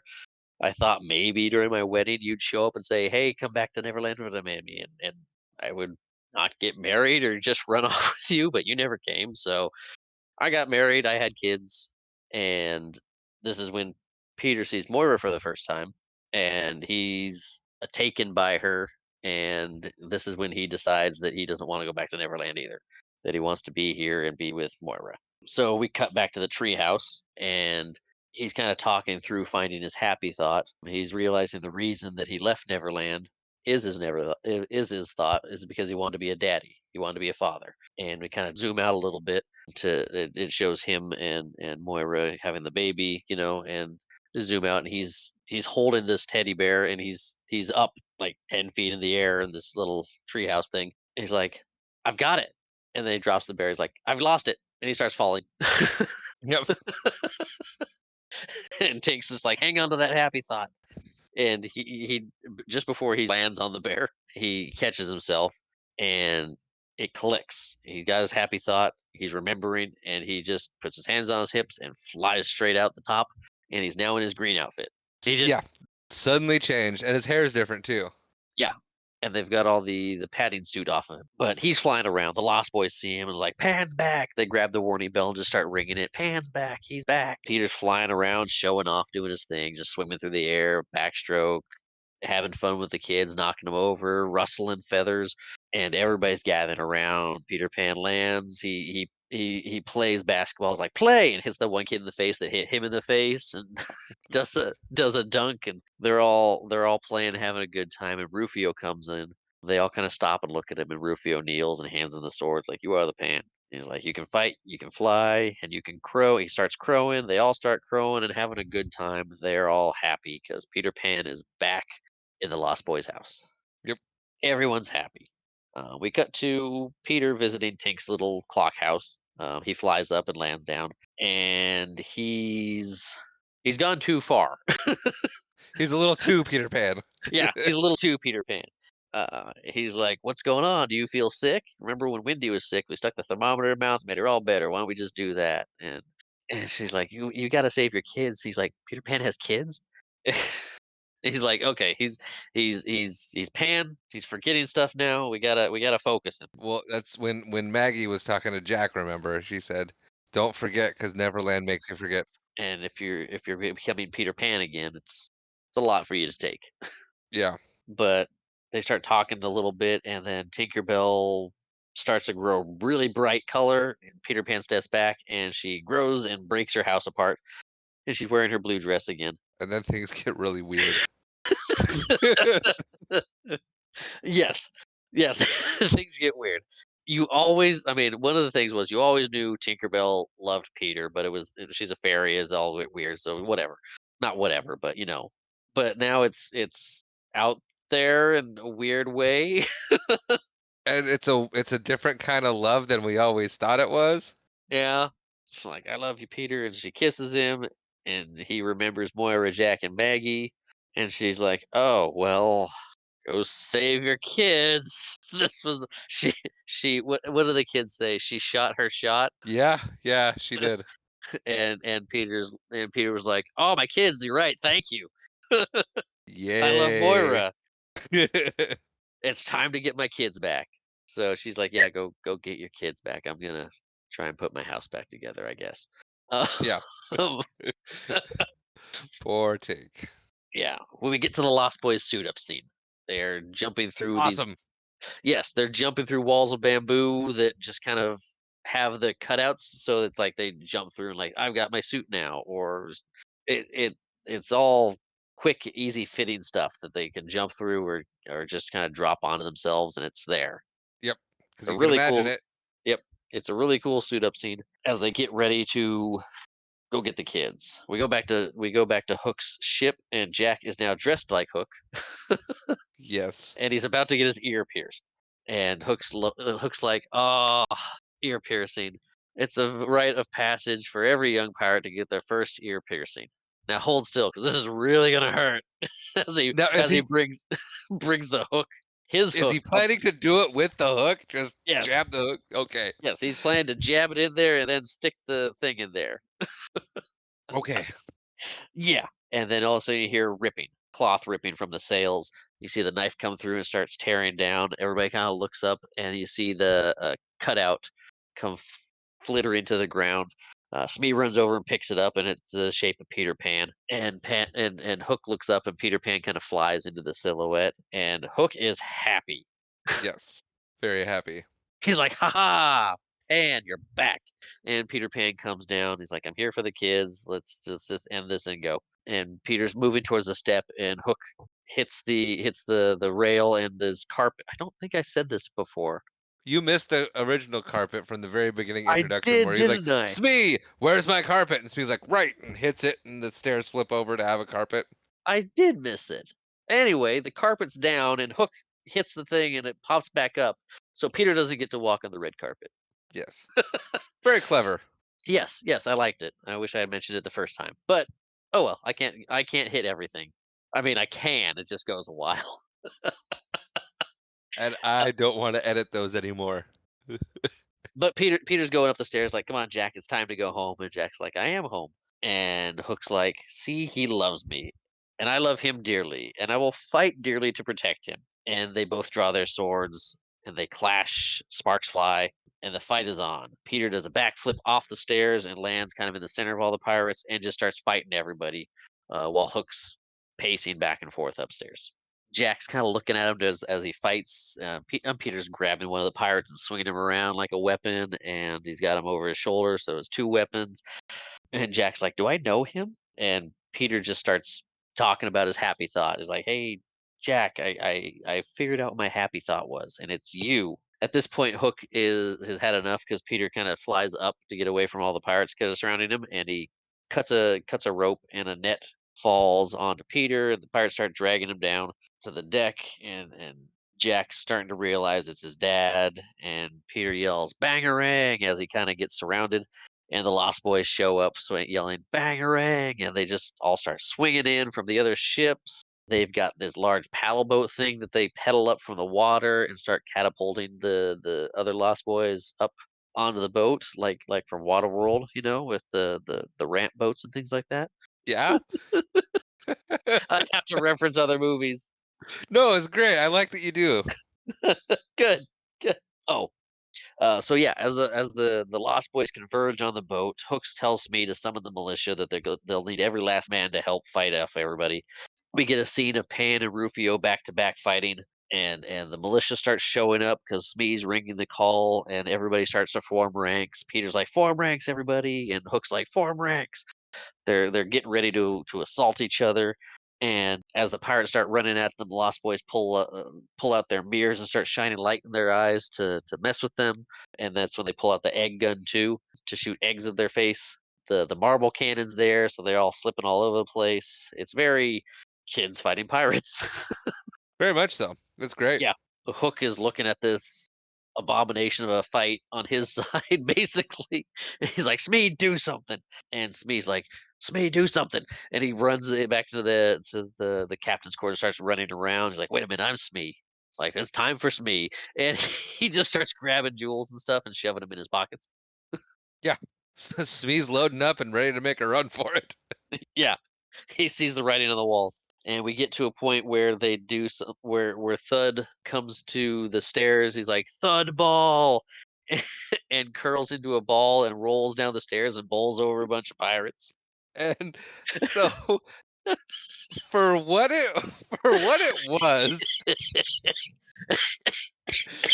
I want to say, like he's like thud ball, and then you see these legs, which are clearly not that boy's legs, Yeah, come straight up. You're just yeah, like, just jump. oh, okay, and then they roll him down, and he is replaced With a puppet. with a puppet, which it's pretty good.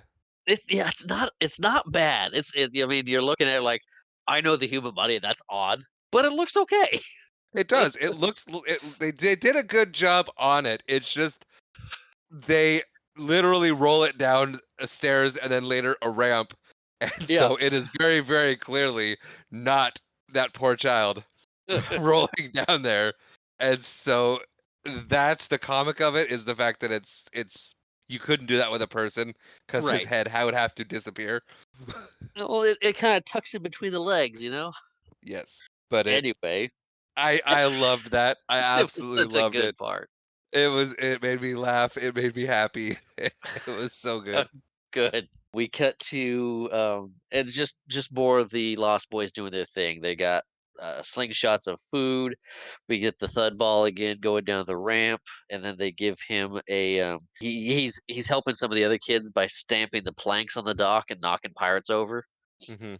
And then they toss the colorful grease gun at him.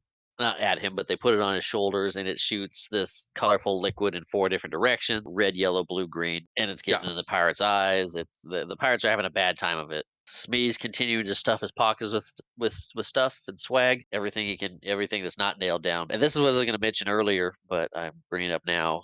We cut to Maggie and other kids trapped in this room. Are these other kids attempt to find Peter's kids? Are these other kids lost boys that are just trapped? Or where do these other kids come from? And why is he trapped with them? We never know. Exactly. But they're trying to escape. They toss a braided rope of sheets and stuff out the window, and the pirate's like, "Where are you going?" And Jack's kind of looking at his Hook costume, like, "What am I wearing? Why? Why am I dressed like a pirate?" But we get to Rufio. He's looking up the stairs at Hook and starts moving on him. But Peter intervenes. He's like, no, no, the old man's mine. And then he hears Maggie screaming and just takes off to take care of his daughter.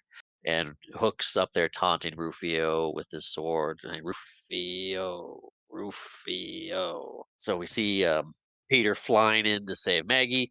He flies through the window, starts fighting some of the pirates. One of them's like, hey, aren't you? And he says, yeah. And he jumps out the window. Yep. That was great.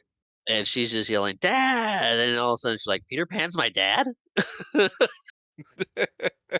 As he's saving, Maggie, Hook and Rufio start fighting.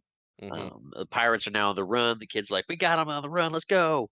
So they start panicking and running, and eventually they surrender. They hand over their swords, and we cut back to Rufio and Hook fighting again, where it's a pretty good fight. They're Rufio's holding his own. Hook's pretty good too, but Rufio gets cocky and pins Hook's sword down. He's like, "Looky, looky, I got Hooky." To which Hook is able to maneuver it and bring his sword down, which Rufio blocks, but then he goes under and stabs him. Yeah. Yeah, we hear Peter yelling, "No, Hook, don't!" Like he was trying to stop. It's like, okay, that's enough, but it stops him in his tracks as he's flying. And he moves down to Rufio pretty quickly, and Rufio's like, "Man, if I had a dad, I wish he was like you." And then Rufio dies. Sorry, I can't dwell on that too much. It's sad. Yeah. Yeah. Yeah. It's not good. But yeah, the look on Peter's face is like, you that was the last straw. This is done. But yeah, the man, the hip Rufio finally saying, "Yeah, you know, if I had a dad, he'd be like you. I Well, want him to be like you."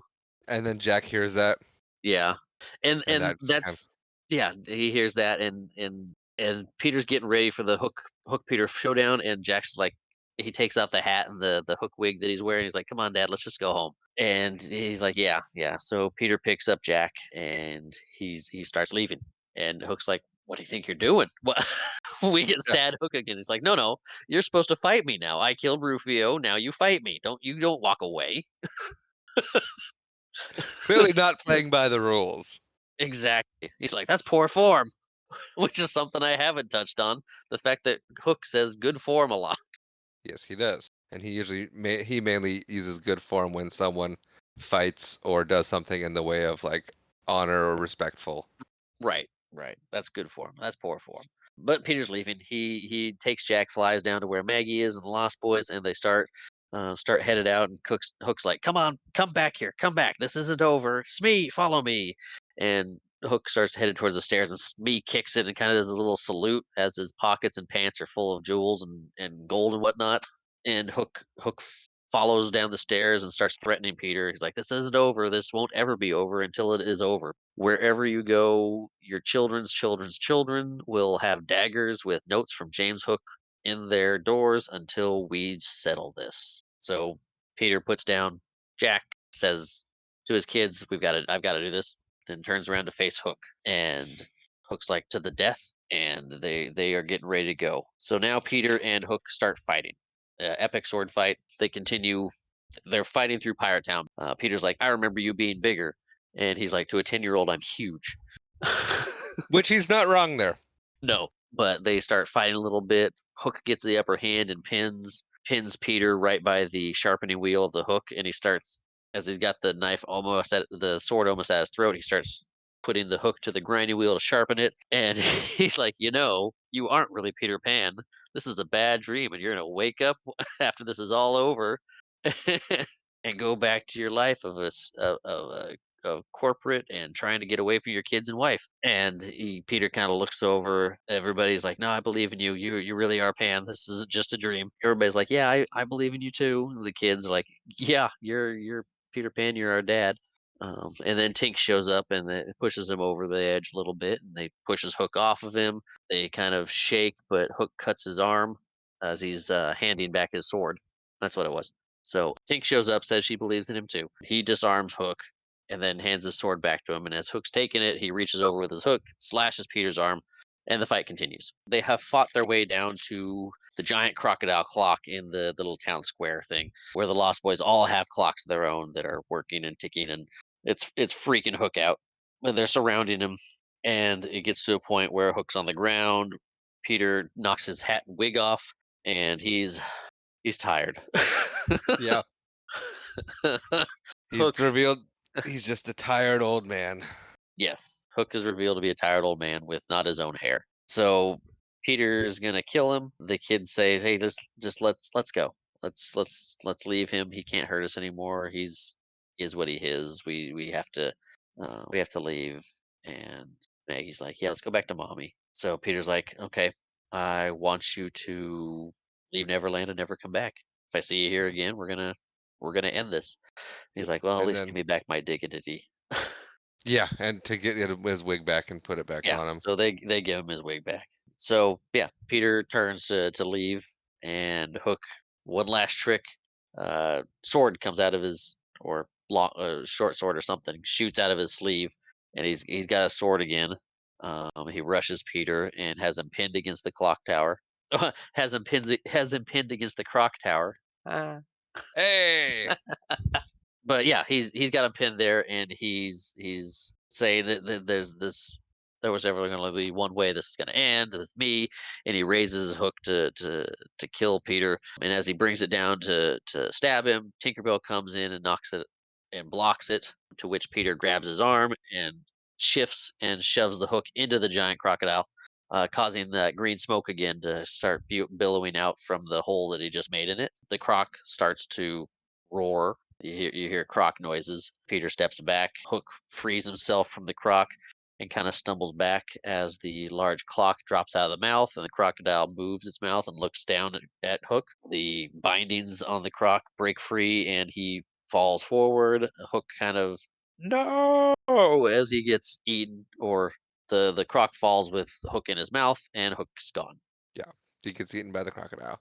Yeah, I looked it up to see what exactly was going on in that scene. There's a couple theories. One was with Neverland and Peter being gone and all the winter we saw there, the snow and everything, that Neverland had been into winter, so the croc was hibernating when Hook found it. So they just kind of propped it up. They didn't actually stuff it. So he was alive, and with the warmer weather coming, it came out of hibernation. The other theory was, I mean, Hook actually did get the croc, kill it, get the and stuff it and stick it there, but with Neverland being like the land of imagination and stuff, Hook's own fears and imagination brought the croc back to life for the time to do what it needed to do.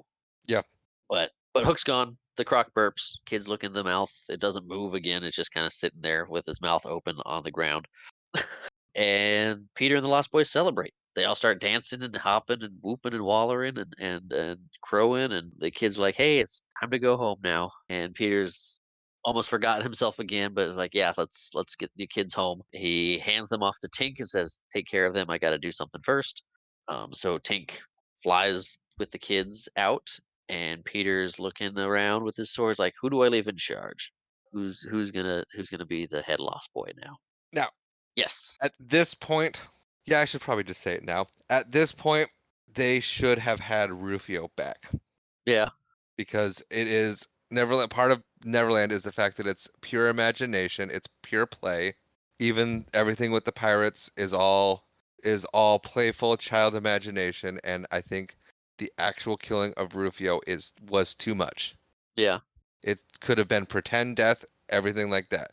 Rufio should have come back. Okay. He should have been there. He should have died, pretend, because that happens all the time when you play, Yeah. and he should have come back and been appointed leader once again. And that should have been the big reveal. Yeah. I can Was see that he that. was only pretend killed. So he kind of looks down the line. It's the seven. Actually, it's the seven Lost Boys that had kind of been on his side the whole time, plus two more. It's twins that are dressed like Boy Scouts, which means Tinkerbell found them on like a hiking thing or Mhm. camping trip or something. Anyway, they've joined them, but he's kind of saying which of these nine Lost Boys are going to be in charge next. The other Lost Boys, I don't know where they are.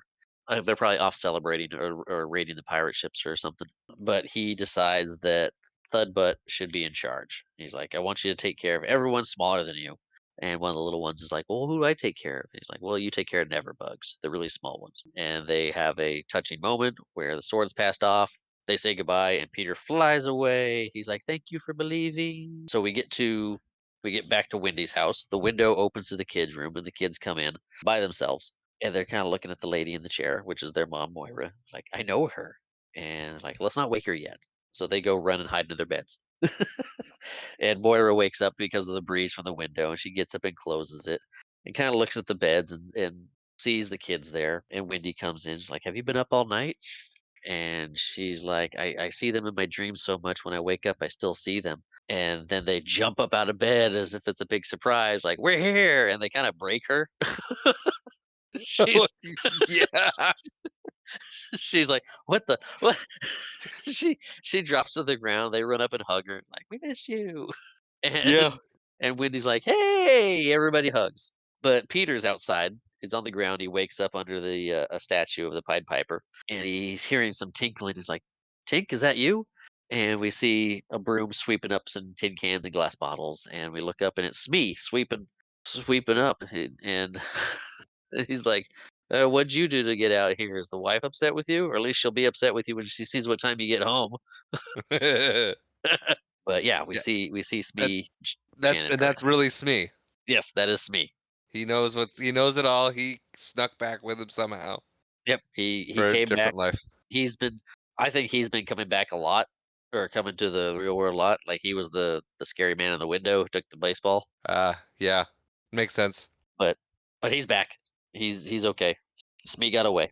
But then Tink shows up too. As Smee kind of wanders off, Tink shows up on the statue. She's like, "Say it." He's like, "I believe in fairies." And she's like, "You know that space between not quite awake and not quite asleep? That's where I'll always love you. That's where I'll be." You're making it weird again, Tink. Yep. Yeah, Tink's making it weird. But she fades away into the sun, like, the sun comes up and she just kinda drifts off, and we see Peter hopping the rock wall over into Wendy's yard. He kind of face plants into the snow, sees Yeah, he does. face plants into the snow, sees Nana, and crawls into her doghouse with her. He's just Yep. excited to be there. He's got a new lease on life. He's learned a lot in the last couple days, and he hears a phone ringing. He's like, "Oh, Tink? No, that's a phone." And he goes and digs up the phone that Nana buried and answered. It's Brad. He's like, "Brad, have you been on hold this whole time?" He's like, "Oh, I gotta tell you about it. I was in Neverland, Battle of the Death with James Hook. I'll tell you all about it when I get back. But right now, I gotta kind of climb a drain pipe." He's like, and you don't hear the other side of the conversation, like, "Well, because I ran into fairy dust. Otherwise, I just fly up there." Duh. Duh. The He duh hangs up was his phone. great. He hangs up his phone and starts climbing up the drain pipe. And he gets up there, and the window's closed because Moira closed it when she got up, and it's locked. So he's knocking on it, and we see Jack's face in one of the little windows, like, "Do you have an appointment?" But he opens the window, and he comes in. He's like, "How many times have I told you about this window to always leave it open?" And he does that fake mad thing, and then he's really excited. And he, Yep. he picks up Jack, and everybody's happy. They're all having a good time. He hugs Jack. He kisses Moira. The phone rings again, and he pulls away from Moira. He's like, "I gotta take this." And he answers it, and he's like, "Hey, Brad, have you ever wanted to feel the total exhilaration of really flying?" And he tosses the phone out the window. This is great. And Moira's shocked. She's like, "What's gotten into you?" But she's happy. They're all happy. It's just a big, "Hey, everybody's back, hug fest." And Toodles comes in. And he's like, "Oh, I missed the adventure again, didn't I?" And Peter's like, "Yeah, but I got these for you." And he's like, "Oh, it's my marbles. I didn't lose them after all. Look." He's showing everybody his marbles. He's so happy. He gets a hug from Wendy. And then Peter's giving hugs to everybody, and Wendy's like, "You're crying," and he's like, "Yeah, it's a tear for every happy thought." So the kid's like, "One for me, and one for me," and Toodles is like, "One for me," and he starts flying because fairy dust is pouring out of the. It looks like it's pouring out of the marble bag, but I bet Tinkerbell's hanging out back there. Probably. She gonna take Toodles back. But yeah, Toodles starts flying, and everybody's happy, and Moira's shocked, and they s- he's like, "Goodbye, everybody," and flies out the window. As everybody runs to the window to see him off, he kind of flies up towards Big Ben, does a loop around the little spire, and starts headed off towards Neverland, where he will reunite with all the Lost Boys and be happy Toodles again. Yep. The end. Roll credits. And that was Hook. Yes. So you go first. What are your final thoughts? Okay. So I have memories of this movie as a kid and not caring for it. Okay. So I have not seen it since I was a kid because I don't recall caring for this movie very much at all. Okay. Now I've seen it again as an adult, and I like it better as an adult than I remember liking it as a kid. My problem with it is its consistency. There are Okay. time it's like it's supposed to be a different tale of Peter Pan in the future, and I think there are points in it where it gets too dark and too heavy for Okay. the overall, I believe, tone that the movie should be. For example, the boo box, scary. It Yeah, is it is. and them killing Rufio. Yeah. That's a little much. I thought. I think they could have changed some things to make it still more of a kid friendly, kid centric, kid driven movie. Yeah. And they didn't have to get so dark with it. And a general rule of thumb in movies in general is you can't kill kids. They Period. kill Rufio. They did. They did, but it's not good. I didn't know. Yeah. That was a real big bummer. Like I said, they should have like I Yeah. said earlier when they were appointing a new leader, it would have been okay to kill him if he would have come back afterwards Yeah. and have it be like a pretend death. So it's one of Rachel's top 5 movies of all time. Yeah. For me, not so much. However, after talking with you about it and watching it with Rachel, I will watch it again, and Okay. I will definitely lean into and focus on the majority parts of it that I do like and enjoy, and Okay. just kind of take the parts that I don't care for much for what they are. The original tale, what Peter Pan is based on anyway, is very dark, and I think you can kind of piece it together during the during the movie. You start to really kind of realize the what Neverland is and what the Lost Boys are, and what was actually the what Peter Pan is actually based on. Yeah. I don't think I need to get into it because it is kind of dark and very sad. So I'll just leave it at that, and I'll pass on the final thoughts to you. Um, I really like this movie. I had a lot of fun watching it again. I've watched it a few times the last few years. The acting is fantastic. Dustin Hoffman and Bob Hoskins as Hook and Smee. They have such a great chemistry, like an old married couple. Um, But, Peter I mean, Robin Williams was born to play Peter Pan at some point, and he did a great job of it. It was I get what you're saying about it being too heavy in spots. I didn't like that they killed Rufio, but I like that it added stakes. It's like, "Oh, they could actually die," versus everything's gonna be fine at the end. So, but, Yeah, um, I would have still preferred didn't just the Still didn't illusion of like it. having stakes. Yeah, I remember not liking that when I was a kid. Like, I liked Rufio, kinda, because you liked Rufio because he looked cool, but you didn't want him to be against Peter, and it's like, it's like a love-hate relationship there with him. Yeah, I mean, if there was one to kill. Then he came back at the end, and you're like, "Oh, it's Rufio. He's awesome now. He's friends with Peter. It's all good." Fun fact too: the guy that plays Rufio voices Zuko in the last Airbender series. Dante Bosco, I think his name is. And I Yeah, don't. he does quite a bit of voiceover work if I Yeah, if I recall correctly. yeah, he does. But those are my final thoughts. I really enjoyed it. I going through it like this, I saw a lot more of the little hints at the original book, and tying to the source and all the connections it kept making.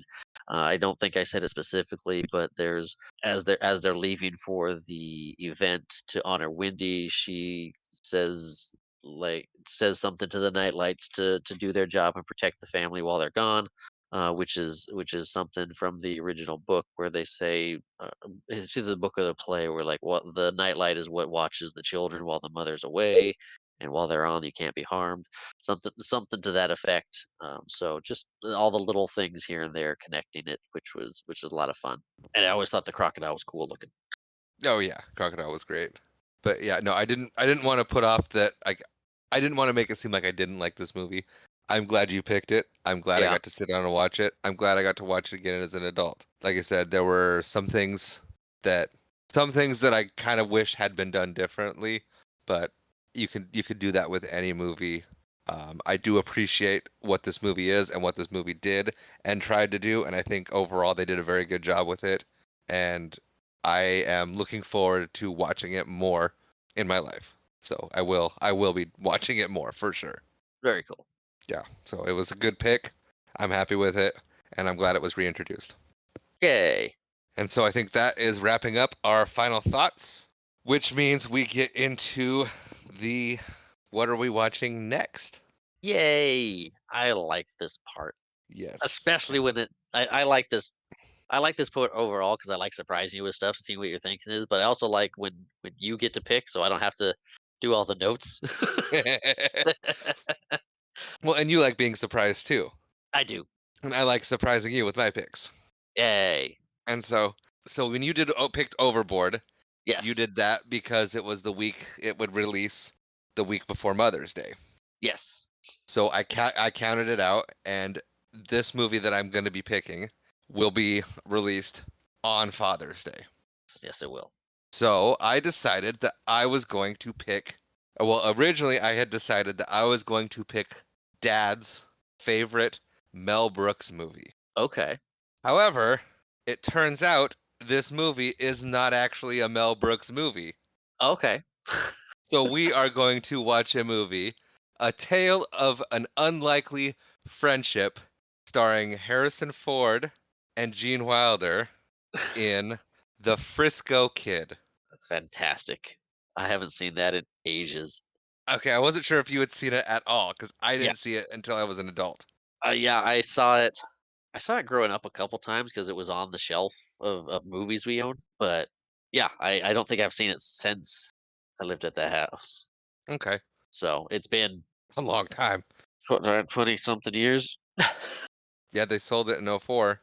Oh, yeah, Yeah. So 20 years ago. But yes, that is that we are going to watch The Frisco Kid dedicated to Dad for Father's Day. that sounds fantastic. All right. I'm excited. Me too. Because Rachel's never seen it, and so she's Oh. I bought this weeks ago, and so she's been like, "When can we watch The Frisco Kid?" I'm like, "Oh, you gotta wait, sweetheart." We've been catching up on other things, so um, Ah, so we're gonna watch it. no, I like this movie. And I always thought it was a Mel Brooks movie, but I We did too. Mom's the one that discovered that it wasn't a Mel Brooks movie, and we were all like, "What?" did we just assume because it was Gene Wilder? Well, and the comedy styling's so similar to a Mel Brooks movie. Yeah. It watches like a Mel Brooks movie would. Well, But I'm excited for it. I think it'll be a lot of fun. yep, me too. Well, all right. I guess that wraps up our episode today on Hook. Okay. Thank you to everyone who came along for this adventure to Neverland.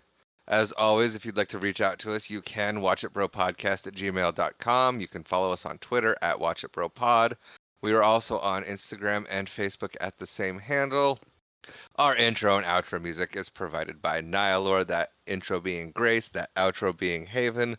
And as always, thank you for watching.